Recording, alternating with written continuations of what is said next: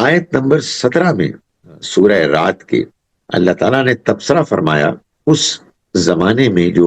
صورتحال دو چار تھی، ایک ایسی مثال دی کہ اس مثال کو وہ سمجھیں اور اس کے ذریعے سے وہ دیکھیں کہ کیسے اس وقت جو کشمکش برپا ہے مکے میں اور اس کے گرد و پیش میں، انزل من السماء ماء،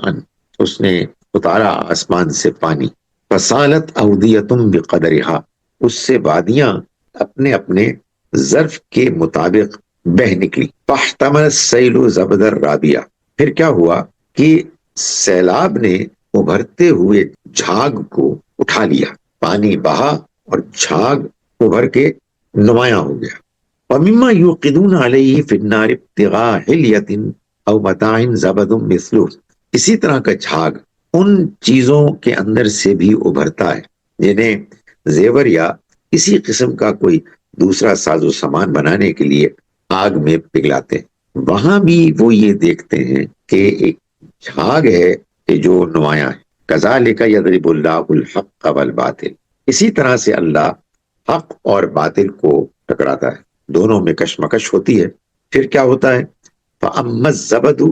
فَيَذْهَبُ جُفَاءً، جہاں تک تو تعلق ہے جھاگ کا تو وہ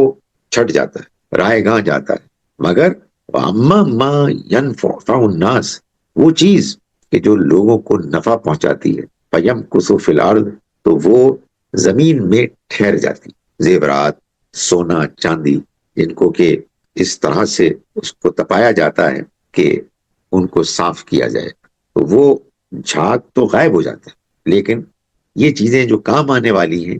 یہ باقی رہتی ہیں۔ یہی معاملہ ہے حق اور باطل کی کشمکش کا، کہ وہ لوگ کے جو حق پسند ہیں اور جو اہل باطل ہیں وہ ٹکراتے ہیں۔ شروع میں تو ایسا لگتا ہے کہ اہل باطل ہیں کہ نمایاں ہو رہے ہیں، ان کی بات سنی جا رہی ہے، بظاہر غالب آ رہے ہیں، مگر پھر کچھ ہی عرصے کے بعد جھاگ کی طرح بالکل غائب ہو جاتے ہیں۔